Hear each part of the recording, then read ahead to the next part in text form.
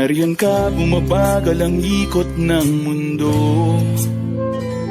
Hindi kita dapat ginugusto, pero natutokso.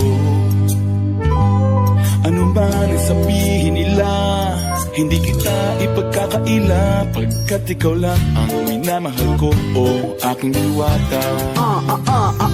Aking diwata. Ikaw ang pinakamaganda, pag pinagmamasdan kita para nagmamalikmata. Diwata. Tamang hinala, di makapaniwala na nakita na ang pinakamakinang natala. Walang katapat, pagkamat pinagbawalat, ipaglalaban ka sapagkat ikaw lang ang minamahal ko, o aking diwata.